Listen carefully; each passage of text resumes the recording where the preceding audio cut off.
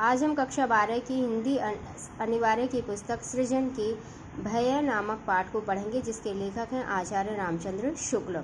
लेखक परिचय। आचार्य रामचंद्र शुक्ल का जन्म सन 1886 में हुआ। आचार्य शुक्ल हिंदी साहित्य के सर्वोत्कृष्ट यानी सबसे अधिक श्रेष्ठ गद्यकार हैं। उनका हिंदी साहित्य का इतिहास अत्यंत प्रामाणिक ग्रंथ है, यानी कि सबसे अधिक मानक ग्रंथ है ये, और इसमें जो दी गई हैं चीज़ें वो प्रामाणिक हैं यानी सर्वमान्य हैं। हिंदी शब्द सागर, भ्रमर गीत सार, जायसी ग्रंथावली, तुलसी साहित्य आदि विविध ग्रंथों का उन्होंने संपादन किया। हिंदी की सैद्धांतिक समीक्षा के मानदंडों की स्थापना के संदर्भ में शुक्ल जी का अप्रतिम योगदान रहा है। वे मूलतः आलोचक और विचारक थे। 1904 ईस्वी से उनके निबंध सरस्वती और आनंद कादम्बनी आदि प्रमुख पत्रिकाओं में छपते रहे। प्रौढ़ निबंधों का संग्रह चिंतामणि भाग 1 व 2 में प्रकाशित हुआ। चिंतामणि भाग 1 पर उन्हें मंगला प्रसाद पारितोषिक प्राप्त हुआ। उत्साह, करुणा, क्रोध, श्रद्धा, भक्ति, लज्जा और ग्लानि, लोभ और प्रीति, घृणा, भय आदि मनोविकारों संबंधी निबंधों में उनके मन और बुद्धि का सामंजस्य दिखाई देता है। इन निबंधों के माध्यम से शुक्ल जी ने लोक की विविध परिस्थितियों के आचार व्यवहार तथा अनेकानेक संघर्षों के बीच पड़े हुए मन की व्याख्या की है। सुख व दुख की मूल प्रवृत्तियां ही जीवन को गतिशील बनाती हैं। पाठ परिचय। भय नामक मनोविकार दुखात्मक संवर्ग का भाव है, यानी कि जीवन में दो तरह के भाव होते हैं, एक सुखात्मक और दूसरे दुखात्मक। तो ये भय है, ये दुखात्मक वर्ग का भाग है। मनुष्य जीवन में प्राणी जगत की सत्ता में सुख और दुख मूलाधार हैं, मूल प्रवृत्ति हैं। शुक्ल जी ने इस विचार प्रधान निबंध में भय की अनुभूति को लोक व्यवहार की दृष्टि से बड़ी सूक्ष्मता यानी बड़ी गहराई से और विशदता यानी विशालता से स्पष्ट किया है। जिस पर अपना वश न हो ऐसे कारण से पहुँचने वाले भावी अनिष्ट के निश्चय से जो दुख होता है वह भय कहलाता है। छोटे बालक को जिसमें यह निश्चयात्मक बुद्धि नहीं होती, भय कुछ भी नहीं होता। जब हमारी इंद्रियां दूर से आने वाली क्लेश कारणीय बातों का यानी दुख देने वाली बातों का पता देने लगती हैं, तब हमारा अंतःकरण भावी आपदा का निश्चय कराने लगता है। तब हमारा काम दुख मात्र से नहीं चल सकता, बल्कि भागने या बचने की प्रेरणा करने वाले भय से चल सकता है। इस प्रकार भाव या मनोविकार मानव जीवन के प्रेरक होते हैं।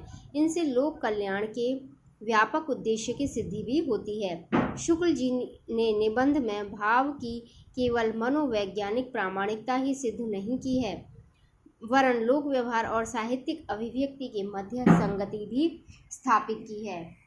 कर्म क्षेत्र के चक्रव्यूह में जैसे सुखी होना प्रयत्न साध्य है, वैसे ही निर्भय रहना भी।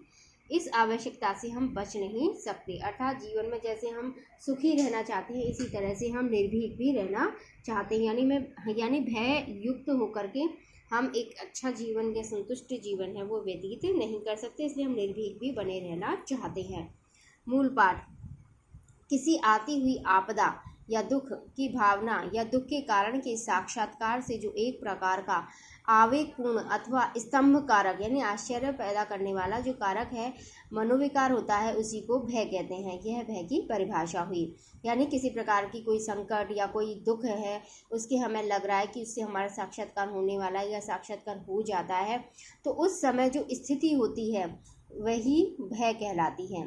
क्रोध दुख के कारण पर प्रभाव डालने के लिए आकुल करता है और भय उसकी पहुंच से बाहर होने के लिए, यानी कि जब हमें क्रोध आता है तो हम सोचते हैं कि हमें दुख देने वाला जो कारण है इसको हम क्या करें, इस पर आक्रमण करके, इस पर हावी हो करके हम इसको नष्ट कर दें। और भय में क्या होता है कि हम उस कारण से दूर जाना चाहते हैं। क्रोध दुख के कारण के स्वरूप बोध के बिना नहीं होता। यदि दुख का कारण चेतन होगा और यह समझा जाएगा कि उसने जानबूझकर दुख पहुंचाया है, तभी क्रोध होगा। पर भय के लिए कारण का निर्दिष्ट होना जरूरी नहीं है। इतना भर मालूम होना चाहिए कि दुख या हानि पहुंचेगी। यदि कोई ज्योतिषी किसी गंवार से कहे कि कल तुम्हारे हाथ पांव टूट जाएंगे, तो उसे क्रोध न आएगा, भय होगा। पर उसी से यदि दूसरा कोई आकर कहे कि कल अमुक अमुक तुम्हारे हाथ पैर तोड़ देंगे, तो वह तुरंत थ्योरी बदल कर कहेगा कि कौन है हाथ पैर तोड़ने वाले, देख लूँगा। तो इस तरह से क्रोध में हम सामने वाले से प्रतिकार करना चाहते हैं और भय में उस प्रतिकार के कारण से हम दूर जाना चाहते हैं। भय का विषय दो रूपों में सामने आता है, असाध्य रूप में और साध्य रूप में। असाध्य विषय वह है जिसका किसी प्रयत्न द्वारा निवारण असंभव हो या असंभव समझ पड़े। साध्य विषय वह है जो प्रयत्न द्वारा दूर किया या रखा जा सकता हो। दो मनुष्य एक पहाड़ी नदी के किनारे बैठे या आनंद से बातचीत करते चले जा रहे थे। इतने में सामने से शेर की दहाड़ सुनाई पड़ी। यदि वे दोनों उठकर भागने, छिपने या पेड़ पर चढ़ने आदि का प्रयत्न करें तो बच सकते हैं।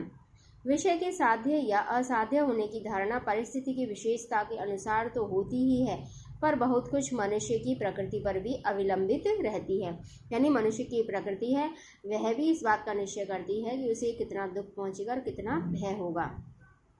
क्लेश के कारण का ज्ञान होने पर उसकी अनिवार्यता का निश्चय अपनी विवशता या अक्षमता की अनुभूति के कारण होता है।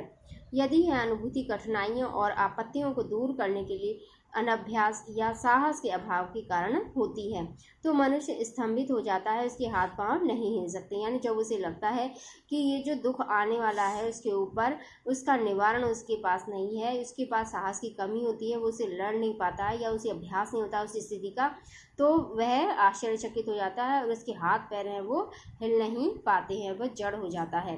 पर कड़े दिल का या साहसी आदमी पहले तो जल्दी डरता नहीं और डरता भी है तो संभल कर अपने बचाव के उद्योग में लग जाता है।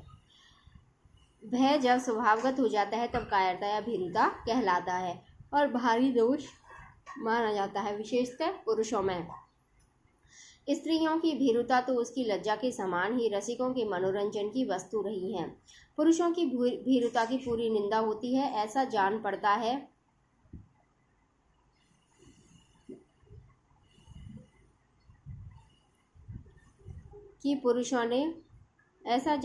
है कि पुराने जमाने से पुरुषों ने न डरने का ठेका ले रखा है। भीरुता के संयोजक अवयवों में क्लेश सहने की आवश्यकता और उसकी शक्ति का अविश्वास प्रधान है। शत्रु का सामना करने से भागने का अभिप्राय यही होता है कि भागने वाला शारीरिक पीड़ा नहीं सह सकता, तभी अपनी शक्ति के द्वारा उस पीड़ा से अपनी शक्ति का विश्वास नहीं रखता। यह तो बहुत पुरानी चाल की भीरुता हुई। जीवन के और अनेक व्यापारों में भी भीरुता दिखाई देती है। अर्थ हानि के भय से बहुत से व्यापारी कभी कभी किसी विशेष व्यवसाय में हाथ नहीं डालते।